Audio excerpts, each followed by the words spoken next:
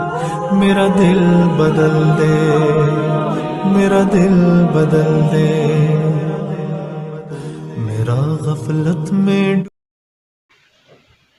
اعوذ باللہ من الشیطان الرجیم، بسم اللہ الرحمن الرحیم۔ سورہ الانعام آیت نمبر 1۔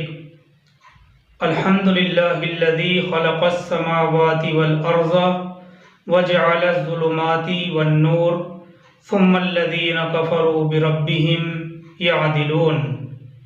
هو الذی خلقکم من طین ثم قضى اجلا وَأَجَلٌ مُّسَمًّى عِندَهُ ثُمَّ أَنتُمْ تَمْتَرُونَ۔ سورہ انعام آیت نمبر 1۔ ترجمہ آیت کریمہ کا یہ ہے: تمام تعریفیں اور تمام شکر اس اللہ کے لیے ہیں جس نے آسمانوں اور زمین کی تخلیق فرمائی۔ وَجَعَلَ الظُّلُمَاتِ وَالنُّورَ، اور بنایا اندھیروں اور اجالے کو۔ تمام تعریفیں اور تمام شکر اس اللہ کے لیے ہیں جس نے آسمان و زمین کی تخلیق فرمائی اور بنایا اندھیروں اور اجالے کو۔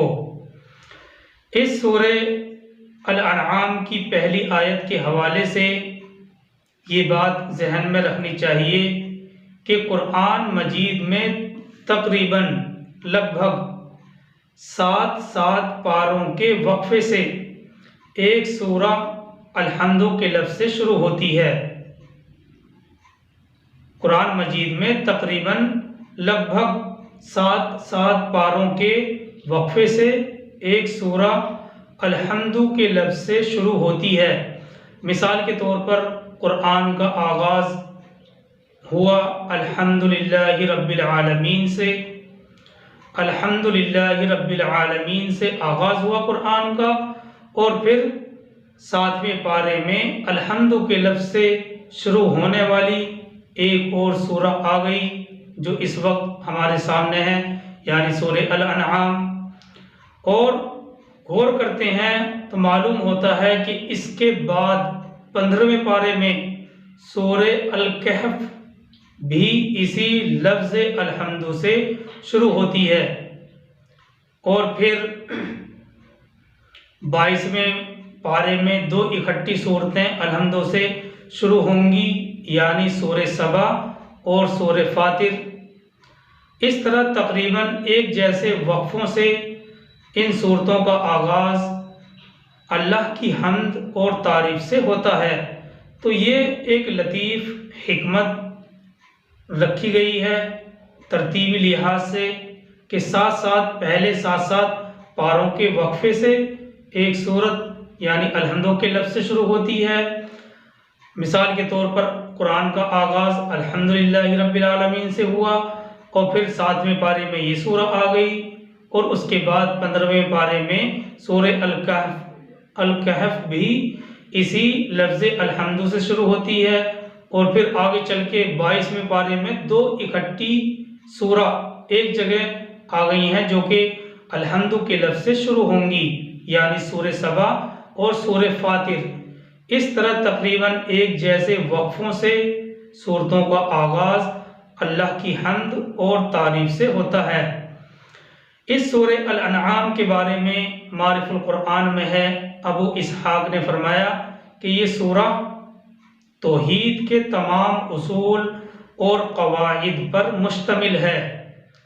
اس سورہ کو کلمہ الحمد سے شروع کیا گیا ہے، جس میں یہ خبر دی گئی ہے کہ تمام تعریفیں اللہ ہی کے لیے ہیں، اور مراد اس خبر سے لوگوں کو حمد کی تعلیم دینا ہے۔ مراد کیا ہے؟ اس سے لوگوں کو حمد کی تعلیم دینا ہے، اور تعلیم دینے کے اس خاص طرز میں اس بات کی طرف اشارہ ہے کہ اللہ سبحانہ و تعالی کسی کی حمد اور تعریف کا محتاج نہیں ہے۔ کوئی حمد کرے یا نہ کرے، پھر بھی وہ اپنے ذاتی کمال کے اعتبار سے قابل تعریف، خود بخود قابل تعریف اور محمود ہے۔ تو ابو اسحاق کہتے ہیں کہ یہ سورہ یعنی سورہ الانعام توحید کے تمام اصول اور قواعد پر مشتمل ہے، اور اس سورہ کو الحمد سے شروع کیا گیا ہے، جس میں یہ خبر دی گئی ہے کہ سب تعریفیں اللہ ہی کے لیے ہیں، اور مراد اس خبر سے لوگوں کو حمد کی تعلیم دینا ہے تاکہ لوگوں کے اندر حمد کا مادہ پیدا ہو جائے، اللہ کی حمد کرنے والے وہ بن جائیں۔ اس لیے اللہ تبارک و تعالیٰ نے اس خبر سے لوگوں کو حمد کی تعلیم دی ہے، اور تعلیم دینے کے اس خاص طرز عمل کو جو اس میں اختیار کیا گیا ہے، اس بات کی طرف اشارہ ہے کہ اللہ سبحانہ و تعالیٰ کسی کی حمد اور تعریف کا محتاج ہرگز نہیں ہے۔ کوئی حمد اور تعریف کرے یا نہ کرے، وہ اپنے ذاتی کمال کے اعتبار سے خود بخود قابل تعریف اور محمود ہے۔ یہی اللہ سبحانہ و تعالیٰ کی خاص صفت ہے۔ اور اس آیت کے پہلے حصے کا جو دوسرا جملہ ہے، یعنی وَجَعَلَ الظُّلُمَاتِ وَالنُّورِ، یہ بھی بہت اہمیت کا حامل ہے۔ اللہ سبحانہ و تعالیٰ فرماتے ہیں وَجَعَلَ الظُّلُمَاتِ وَالنُّورِ، اور بنایا اندھیروں اور اجالے کو، اور بنایا اندھیروں اور اجالے کو۔ اس آیت کے اس دوسرے حصے میں دیکھیے تفسیر مظہری اور تفسیر بحر محیط دو حوالوں سے یہ بات نقل کی جا رہی ہے کہ اس حصے میں اللہ سبحانہ و تعالیٰ نے اندھیروں کے لیے جمع کا لفظ، جمع کا صیغہ استعمال کیا، اور نور کے لیے جس کے معنی روشنی کے آتے ہیں، واحد کا صیغہ استعمال کیا گیا ہے۔ ظلمات بہت سے اندھیرے، والنور اور روشنی ایک روشنی، تو ظلمات کے لیے، اندھیروں کے لیے جمع کا صیغہ اللہ سبحانہ و تعالیٰ نے استعمال کیا، اور نور کے لیے جس کے معنی روشنی کے آتے ہیں اس کے لیے واحد کا صیغہ استعمال کیا۔ اس میں کیا حکمت ہے؟ اس میں خاص اس بات کی طرف اشارہ ہے کہ نور کا مطلب اور تعبیر صحیح راستہ اور صراط مستقیم کی ہے۔ نور کا مطلب اور تعبیر ہوتا ہے صحیح راستہ اور صراط مستقیم، اور وہ ایک ہی ہوتا ہے۔ اور ظلمات تعبیر ہے غلط راستوں کی، اور وہ ہزاروں ہوتے ہیں۔ ظاہر سی بات ہے کہ غلط راستے تو ہزاروں ہیں، اور حق اور سچ راستہ صراط مستقیم ایک ہی ہے جو اللہ کی طرف لے جاتا ہے۔ اور صراط مستقیم سے اس کی جو تعبیر، نور کی تعبیر صحیح راستہ اور صراط مستقیم کی ہے، اور وہ ایک ہے۔ اور کلمات اور ظلمات جو کلمہ ہے اس کی تعبیر غلط راستوں کی ہے، اور وہ ہزاروں ہوتے ہیں۔ اور یہاں یہ بات بھی قابل غور ہے کہ اللہ سبحانہ و تعالیٰ نے آسمانوں اور زمین کے پیدا کرنے کو بتلانے کے لیے لفظ خلقہ کا استعمال کیا ہے، اور اندھیروں اور اجالے کو بتلانے کے لیے لفظ جعلہ کا استعمال کیا ہے۔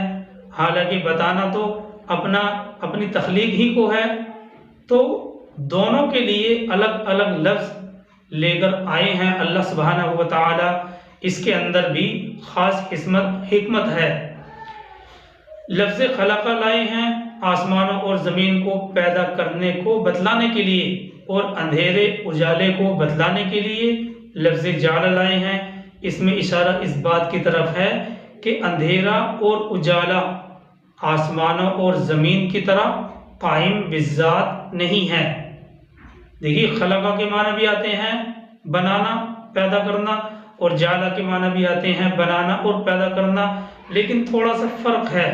وہ فرق یہ ہے کہ لفظ خلقہ سے جو بیان کیا جاتا ہے، جو چیز پہلے سے موجود نہ ہو اس کو پیدا کرنا، تخلیق کرنا، اس کو بدلانے کے لیے لفظ خلقہ کا استعمال کیا جاتا ہے۔ اور لفظ جعلہ جو پہلے سے چیز موجود تھی اور اس چیز کے اندر کچھ چیزوں کا اضافہ کر کے اس کو ایک نئی چیز بنا دینا، اس کے لیے جعل کا لفظ استعمال کیا جاتا ہے۔ تو کیونکہ آسمان اور زمین پہلے سے موجود نہیں تھے، اس لیے اللہ سبحانہ و تعالیٰ نے ان کے لیے خلقہ کا لفظ استعمال کیا۔ اور جعل اندھیرے اس میں اس بات کی طرف ہے، یعنی یہ ہمیشہ سے رہنے والی چیزوں میں سے نہیں ہے، جب روشنی آتی ہے تو اندھیرا ختم ہو جاتا ہے۔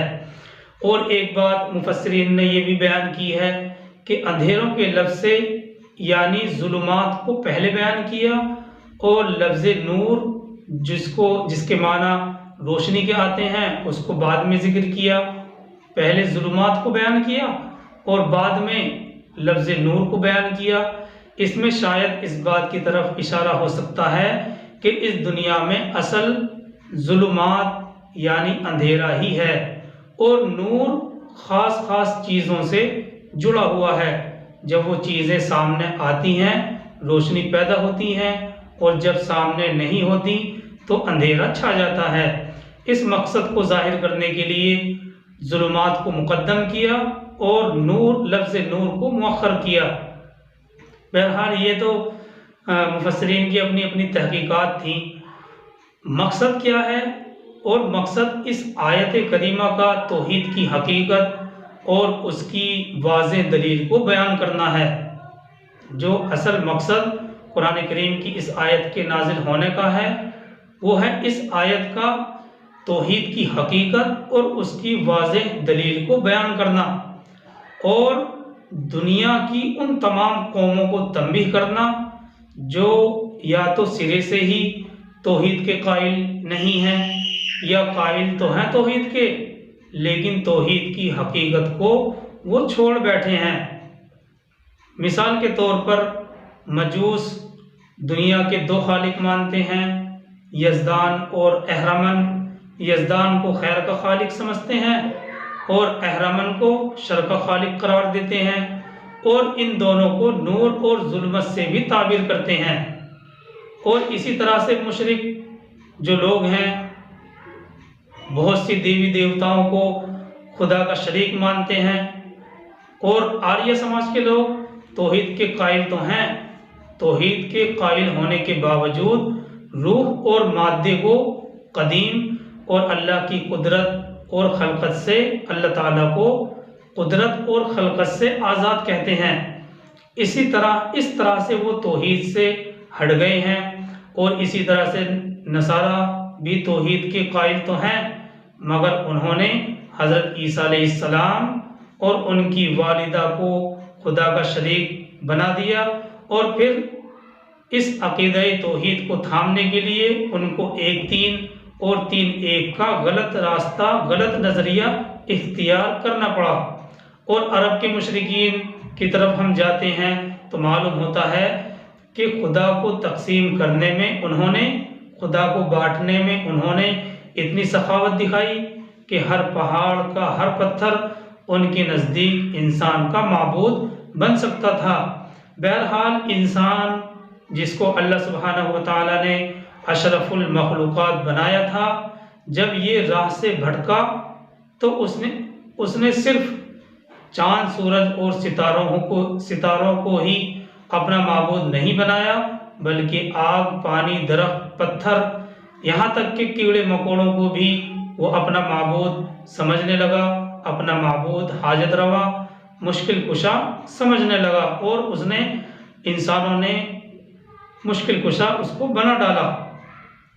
قرآن مجید کی اس آیت نے اللہ سبحانہ و تعالیٰ کو آسمانوں اور زمین، اندھیروں اور اجالے کا خالق بتلا کر ان تمام خیالات اور نظریات کی تردید کر دی ہے کہ روشنی اور اندھیرا اور آسمانوں اور زمین میں پیدا ہونے والی تمام چیزیں اللہ ہی کی پیدا کی ہوئی ہیں، تو پھر ان کو خدا کا شریک اور حصے دار کیسے کہا جا سکتا ہے اور کیسے بنایا جا سکتا ہے۔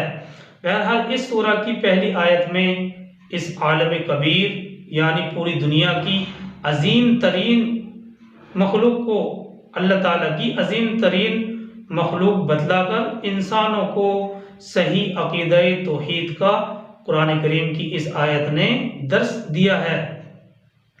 پوری دنیا کی عظیم ترین چیزوں کو اللہ سبحانہ و تعالیٰ کی عظیم ترین مخلوق بتلا کر اس بھٹکی ہوئی انسانیت کو صحیح عقیدہ توحید کا درس دیا ہے۔ دیکھیے، جب ہم اس سورہ یعنی سورہ الانعام کے بارے میں ابن کثیر کھولتے ہیں تو معلوم ہوتا ہے کہ ابن کثیر نے تحریر کیا ہے کہ سورہ انعام مکے میں ایک ہی رات کے اندر ایک ہی دفعہ میں نازل ہوئی ہے۔ اس سورہ کو 70,000 فرشتے لے کر حاضر ہوئے تھے اور تسبیح پڑھتے جا رہے تھے۔ اسماء بنت یزید کہتی ہیں کہ نبی صلی اللہ علیہ وسلم اپنی ناقہ پر سوار تھے، اونٹنی پر سوار تھے، اور سورہ الانعام نازل ہو رہی تھی اور میں ناقہ کی باگ تھامے ہوئی تھی۔ وحی کے بوجھ سے ناقہ ایسی دب گئی تھی گویا کہ اس کی ہڈیاں ہی ٹوٹنے والی ہیں۔ ملائکہ زمین اور آسمان کو گھیرے ہوئے تھے۔ سورہ الانعام نازل ہونے کے بعد سرکار دو عالم صلی اللہ علیہ وسلم نے بھی تسبیح پڑھنی شروع کی، تسبیح پڑھنے لگے اور فرمایا اس سورہ کی پیروی میں فرشتے آسمان کے کنارے تک گھیرے ہوئے ہیں، فرشتے آسمان کے کنارے تک گھیرے ہوئے ہیں، یعنی اس کی دیکھ بھال کرنے کے لیے اللہ تبارک و تعالیٰ نے فرشتوں کو ساتھ بھیجا تھا۔ فرشتوں کی سبحان اللہ و بحمدہ سبحان اللہ العظیم کی گونج سے آسمان و زمین میں ایک ہنگامہ برپا تھا۔ سرکار دو عالم صلی اللہ علیہ وسلم بھی یہی تسبیح پڑھ رہے تھے۔ آپ نے فرمایا کہ سورہ الانعام ایک ہی وقفے میں نازل ہوئی ہے اور 70,000 فرشتوں کی تسبیح کی گونج میں یہ سورہ نازل ہوئی ہے۔ بہرحال یہ ابن کثیر کے خیالات تھے اس سورہ کے بارے میں۔ آگے چلتے ہیں۔ اسی آیت میں اللہ تعالیٰ فرماتے ہیں ثم الذین کفروا بربہم یعدلون، پھر بھی وہ لوگ جو کفر کرتے ہیں اپنے رب کا اس کے برابر کر دیتے ہیں، یعنی جھوٹے معبودوں کو اس کے برابر کر دیتے ہیں۔ ثم الذین کفروا بربہم یعدلون، پھر بھی وہ لوگ جو کفر کرتے ہیں اپنے رب کا اس کے برابر کر دیتے ہیں، یعنی جھوٹے معبودوں کو، یعنی وہ ان نام نہاد معبودوں کو اللہ کے برابر قرار دیتے ہیں، حالانکہ یہ لوگ اچھی طرح جانتے ہیں کہ آسمانوں اور زمین کا خالق صرف اللہ ہی ہے، ظلمات اندھیروں اور نور کو بنانے والا بھی صرف اللہ ہی ہے، لیکن پھر بھی ان لوگوں کے حال پر تعجب ہے کہ وہ اللہ کے ساتھ شرک کرتے ہیں، اللہ کے ساتھ شریک ٹھہراتے ہیں۔ دیکھیے، شرک کے بارے میں یہ بات غور کرنے کی قابل ہے کہ شرک صرف یہی نہیں ہے کہ اللہ کے علاوہ کسی اور کو سجدہ کر لیا جائے اور بس ہو گیا شرک، بلکہ اور بھی بہت سی باتیں اور نظریات شرک میں داخل ہوتی ہیں۔ یہ ایک ایسا مرض ہے، شرک یہ ایک ایسا مرض ہے جو ہر دور میں ہر زمانے میں الگ الگ بھیس بدل کر آتا ہے، چنانچہ اسے پہچاننے کے لیے بہت گہری نظر درکار ہوتی ہے۔ شرک کے بارے میں ایک سخت آیت ہم 2 دفعہ پڑھ چکے ہیں۔ ایک سخت آیت ہے جو قرآن میں سورہ نساء میں 2 مرتبہ ہم پڑھ چکے ہیں، سورہ نساء آیت نمبر 48 میں، اور پھر اسی سورہ میں آگے چلتے ہیں تو آیت نمبر 116 میں بھی اسی آیت کو دہرایا گیا ہے، اور اسی طرح سے آگے شرک اور توحید کے یہ مضامین ان صورتوں میں تفصیل کے ساتھ بیان ہوں گے جن کا آغاز حامیم سے ہوتا ہے، یعنی حامیم عین سین قاف، حامیم والکتاب المبین، حامیم والکتاب المبین، حامیم تنزیل الکتاب من اللہ العزیز الحکیم، یعنی جو سورہ حامیم سے اسٹارٹ ہوتی ہیں، حامیم سے جن صورتوں کا آغاز ہوتا ہے، ان صورتوں میں توحید اور شرک کے مضامین تفصیل کے ساتھ بیان کیے گئے ہیں۔ آگے چلتے ہیں آیت نمبر 2 کی طرف۔ اللہ تعالیٰ فرماتے ہیں هُوَ الَّذِي خَلَقَكُم مِّن طِينٍ ثم قضا اجلا، وہی ہے جس نے بنایا تمہیں مٹی سے، وہی ذات ہے جس نے تمہیں بنایا مٹی سے، ثم قضا اجلا، پھر ایک وقت مقرر کر دیا ہے، ثم قضا اجلا، پھر ایک وقت مقرر کر دیا ہے، یعنی ہر شخص جس کو اللہ سبحانہ و تعالیٰ نے دنیا میں بھیجا ہے اس کا اس دنیا میں رہنے کا ایک وقت مقرر ہے۔ یہاں اجل سے مراد مفسرین کے نزدیک انسان کی موت کا وقت ہے۔ اور آگے اللہ تعالیٰ فرماتے ہیں وَأَجَلٌ مُّسَمًّى عِندَهُ ثُمَّ أَنتُمْ تَمْتَرُونَ، اور ایک اور وقت اس کے پاس موجود ہے پھر بھی تم شک کرتے ہو۔ وَأَجَلٌ مُّسَمًّى عِندَهُ ثُمَّ أَنتُمْ تَمْتَرُونَ، اور ایک اور وقت معین اس کے پاس موجود ہے پھر بھی تم شک کرتے ہو۔ یعنی ایک تو ہے انفرادی موت کا وقت، جیسے سرکار دو عالم صلی اللہ علیہ وسلم نے فرمایا ایک حدیث میں من مات فقد قامت قیامتہ، جس کو موت آ گئی اس کی تو قیامت قائم ہو گئی۔ جبکہ ایک وقت اس دنیا کی اجتماعی موت کا بھی وقت ہے جو کہ مقرر ہے، جس کا علم اللہ سبحانہ و تعالیٰ نے خاص اپنے پاس رکھا ہے، کسی اور کو اس کا علم نہیں دیا ہے۔ ہاں اس کی علامتیں ضرور بتلائی گئی ہیں، وہ الگ مسئلہ ہے، جب اس طرح کے مضامین آئیں گے وہ بھی سامنے رکھ دی جائیں گی۔ تو وَأَجَلٌ مُّسَمًّى عِندَهُ ثُمَّ أَنتُمْ تَمْتَرُونَ، ایک تو انفرادی موت کا وقت ہے اور دوسرا دنیا کی اجتماعی موت کا وقت ہے جو کہ مقرر ہے، جس کا علم اللہ سبحانہ و تعالیٰ نے خاص طور پر اپنے پاس رکھا ہے، کسی کو نہیں دیا ہے۔ آگے اگلی آیتیں بھی، آیت نمبر 3، 4 وغیرہ، یہ بھی توحید سے ہی متعلق ہیں، انشاءاللہ کل بیان کی جائیں گی۔ اللہ تعالی ہم سب کو عمل کی توفیق عطا فرمائے۔ سبحان اللہ بحمدہ، سبحانک اللہم وبحمدک، نشہد ان لا الہ الا انت نستغفرک ونتوب الیک۔ سبحان ربک رب العزۃ عما یصفون وسلام علی المرسلین والحمد للہ۔